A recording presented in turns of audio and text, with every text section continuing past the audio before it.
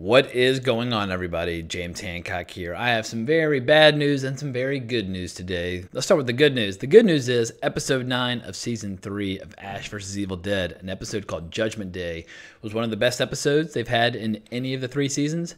The bad news is Starz finally did cancel the show. Bruce Campbell issued a public statement to confirm the bad news. He said, Ash vs. Evil Dead has been the ride of a lifetime. Ash Williams was the role of a lifetime. It was an honor to reunite with Evil Dead partners Rob Tapert and Sam Raimi to give our tireless fans another taste of the outrageous horror/comedy they demanded. I will always be grateful to Starz for the opportunity to revisit the franchise that launched our careers. And for anyone who's been following the show for the last couple weeks or following news related to the show, this should come as no surprise. The ratings have been slipping, and I totally get that season 3 has been mixed and not every episode has been the strongest. However, if we'd had more episodes like Judgment Day earlier in the season, who knows how things might have turned out, because this episode was fucking awesome. As you can tell, it's very sunny. It is a beautiful spring day here in New York City. I should be outside playing, but I am a ghoul, and it was an absolute pleasure and a privilege to watch such a fantastic episode. This episode had a bit of everything. When it came to the character of Brandy, we got some great homages to the Evil Dead movies of the past as she went on her own kind of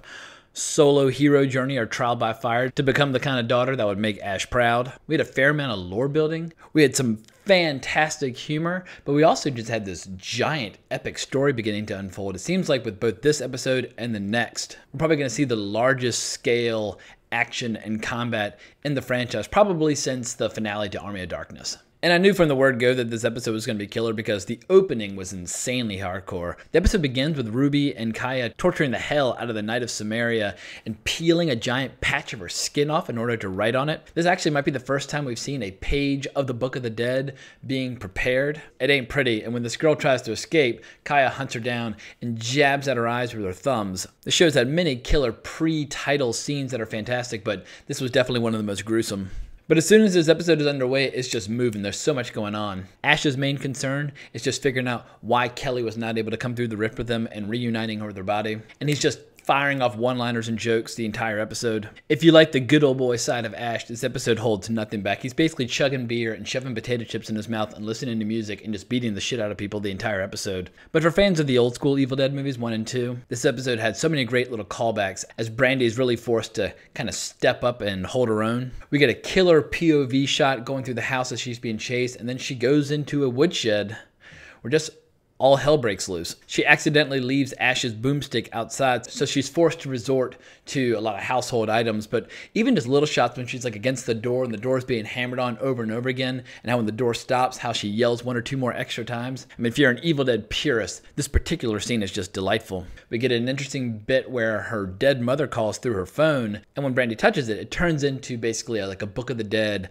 iPhone, and the iPhone bites down on her thumb, much like in Evil Dead 2, when Ash's girlfriend's head drops from the ceiling and lands in his lap and bites onto his hand, forcing him to go out to the woodshed in that particular film. But Brandy loses a thumb in the bargain, so she has a few battle scars of her own, and we get a really killer dream sequence where she imagines her hand going rotten on her, much like Evil Dead 2, and she hacks it off with a buzzsaw. As it turns out, it's just a little dream, but it's still a pretty hardcore sequence. And best of all, as she grinds up the phone into smithereens, she even quotes her father when she says, "You're going down." That was always one of my favorite lines from Evil Dead 2, where he's got the decapitated head of his girlfriend stuck in a vise, and she's screaming about how she burns in hell and her soul is suffering. And he just says, "You're going down." For whatever reason, it just always made me howl. But what I loved most about this episode was getting to see a ton of material dealing with the Dark Ones. The Dark Ones finally come through the rift. They ignore Pablo entirely. Pablo is basically kind of at this point connected with the Necronomicon and can even communicate through it, almost like a two-way radio. But they arrive at Ruby's home and just all hell breaks loose. We get a little bit of nudity as they pull Kaya's soul from Kelly's body, and they basically vomit up Kaya's old body and reunite the soul and body before burning her alive. I mean, it's, for a TV show, pretty damn hardcore to see a beautiful naked woman followed by her being completely incinerated. But also it appears as if the story of Ruby has finally drawn to a close, because the Dark Ones give her the same treatment. But of course, as Ash looks on, he just starts taunting her and good. He's like, "Ah, Ruby, I'm melting. Ah, fuck off, bitch."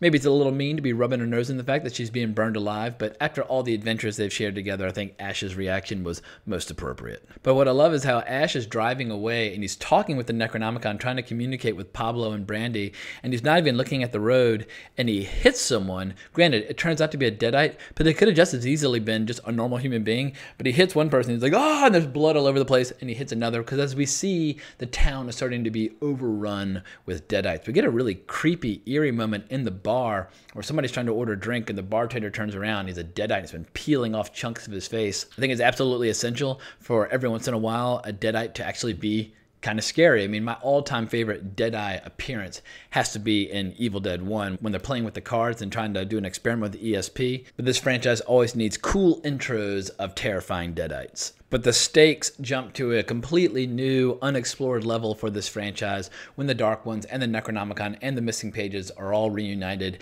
and we basically see the arrival of Judgment Day. This giant crater opens up and this enormous hand comes out, and it comes down, and it looked like it crushed the Delta. I think it was the Delta, but it was kind of hard to see. I even rewound it and watched it again. In any case, I couldn't really tell. But if you stuck around for the teaser for the next episode, it looks like some giant demonic force that's basically the size of Godzilla is going to take on Elk Grove, and the military's involved, and Ash has to go mano-a-mano with it. It looks absolutely insane.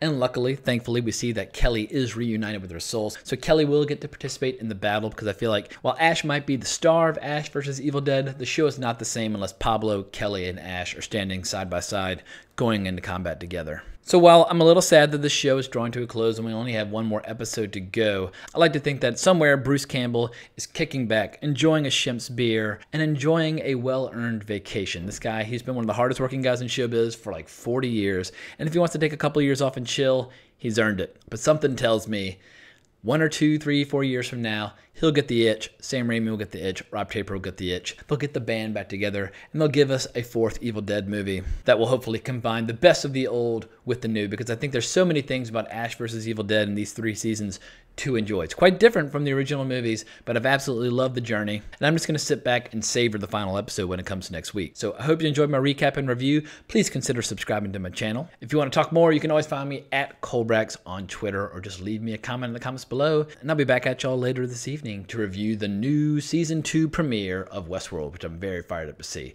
Talk to y'all soon.